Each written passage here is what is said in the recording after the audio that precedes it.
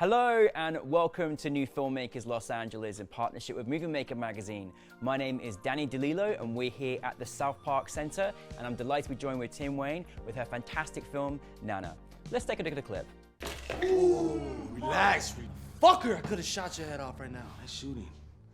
So there was a party going on, huh? Your dad and mom is not here anymore, okay? What? Hey, Tony, get back to the car. We have to get out of here, okay?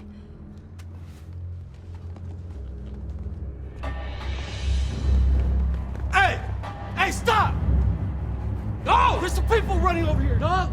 Come on, hold on! Go get them! Fucking get them! Tianwei, I'm so happy to see you. I'm happy to see you too, David. Thank you so much for bringing your film to us. Really appreciate it. Can't wait to talk about it. But for those that haven't seen it, tell us a brief synopsis. So it's about an immigrant woman getting involved with an unexpected murder case on her first day of job. I mean, with that synopsis, why would you not want to watch it, right? It's good. It's amazing. Yes. No, from the get-go, from the moment the phone conversation, from the very beginning, I was already invested. I was like, where are we going to go on this journey? So what I'm curious about is where the inspiration come for you in creating this particular project. So this actually was based on real news. That was before Stop Asian Hate. Oh, wow. So it happened in St. Gabriel, a Chinese woman on her first day job. I don't think she's even have a legal immigrant status. So she's doing her job in a small shop and she got robbed, along with the owner. The owner is a family with 8-year-old kids. So I got quite inspired by that news because I'm an immigrant too. Yeah. So when you take a job here and something really unexpected happened, and whatever kind of an issue, that kind of an insecurity that resonated my experience when I first landing in LA, get those internships in Hollywood, trying to get a foothold. So all those things, I just trying to put it in a dramatic thriller. I mean, it really was dramatic, my goodness, like really, really, really. Now, firstly, I just want to say how much I loved the set. The whole setting of your place was great. Like, how did you go about finding that? Because it was like the perfect location. It was in a dangerous place, Compton, okay? And and it is a real warehouse run by Cuban mafia. I mean, real. There you go. Something like that. Yeah. And you can see the star, those two mafia guy, the babyface and his buddy, they're Cuban. Oh, so wow. it's a very authentic thing. Yeah. I love that. Yeah. And when it comes to big action sequences, you need big space.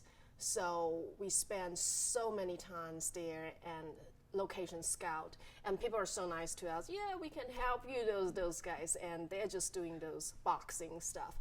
So we finally get a location. I was lucky. Yeah, no, very much so. What I loved is you had some very well-rounded actors. Particularly the lead who had to sort of take us through this journey, poor thing, carrying this fish. Was that a real fish? Was that a real acting fish you had there as well? Yeah, I thought so. They have names. Yeah. They have. It was just brilliant. Like the whole set was carrying this fish was so great. How did you go about finding your cast? First, I wanted a Chinese woman. Yeah. But I don't know why I couldn't find Oh no. good actress at that time. But Greener stand out. And she has done so many stuffs. So she has a sense of toughness and anxiety that adds up the perfect layer for this character. Yeah. It's about this thing, anxiety. So of course I want her. She did a fantastic job. Yes.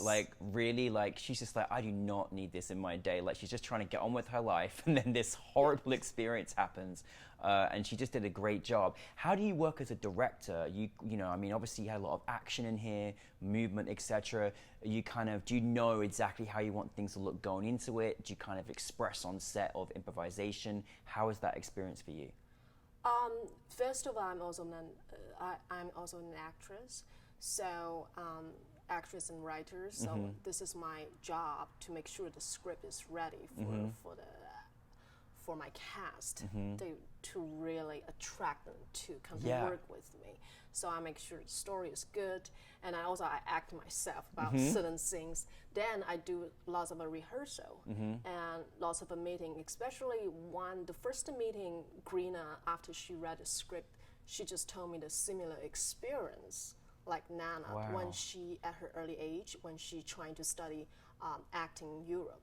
She's wow. kind of like a homeless status, Yeah. travel around the country, and she loved it. She loved being a homeless, being nomadic. Yeah. So I think that's how we come to a conclusion. You know, she find my vision. You know, we come to a conclusion to one vision to do this role. So, and I feel comfortable about it. That's my comfort zone. And Robert Russler, of course, he's a very experienced actor. I was his acting student, and it's interesting. Just every movie I cast, if I believe in this project, you devote your true heart. The actor will devote their true life experience to Yeah. it, and it happened to be matching up their true life experience. Like Robert is in the divorcing period on his Yeah. marriage by then, so he talked about this role is just match up his state of mind. So I think the adult cast were perfect. Yeah. And so we are in such a tight strength Yeah. to do this. Is ready to go, and then the kid. Yeah. Well, you put the time into it, so you know you've thought about everything, which is really great. What was kind of the bigger challenges that you kind of faced, and is there anything you've learned from this project in particular as well? I think the biggest challenge is dealing with kid. Yeah, you know, working with children. a child actor. Yeah. I did this movie from Avenue is a kid and an old grandma. But still, you know, it's hard to deal with them because even they are well trained. Yeah. They think they're acting. They Yeah. think they're acting like TV, but Yeah. it's not. It's just, and this time I still very challenging to deal with the kid, just like Nana. I don't want to deal with the kid. Yeah. So it was, yeah. But yeah, it's fine. It's fine. And another challenge is the daylight. Yes, And of course. so this is a story happening one day from the 8 a.m. to 6 p.m. Wow. So how you match the lighting according to those time zone. You have 3 days shooting, but which story, the scenes, you have to match it. Yeah, this is the noon time, this is the 3 p.m. And you have to, and those actors, they're busy people. Yeah, of course, And yeah. so we have to really, really smart about it. Yeah. But I think DP, Dick Buckley, he did a great job. It was a Great brilliant job. Yeah, absolutely. He's like a scientist. Yeah. Yeah, he's like a scientist, calculate everything. But he and me, we basically did a lot of homework before prep, before even the pre-production. So you did it over 3 days? Yes. Oh, wow. And another thing is, of course, no permit to shoot in Yeah. K-Town. Yes. Yeah. K-Town's rough, isn't it? Yeah. But it's funny when you look at the last clip of Nana, the car never turned the right light to turn right. In my shoes, so I think, okay, no permit. Yeah. Seems like it's okay. It's a great place to shoot, though, most definitely. But so looking back on making this project, and you know, and your experience as an actor as well, we've been in this very weird juncture of not being able to see our films on the big screen. How's the reaction been for you, for your audience? I mean, it's so great because there's so many reactions from your film because there's so many moments in there. How has that experience been for you? I think they're really into Nana. They're really into the protagonist heart. Yeah. And one expectation is they laugh at Nana when Nana says, I still have to get to work, and everyone laugh at her.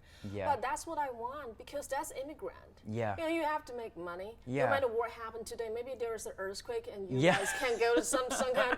Yeah, but I still need to work. I need an 8-hour work. So, and people laugh at it, but I love it. I think Yeah. that's the reaction. That's the alien Yeah. in our world. Yeah. But probably that's every one of us.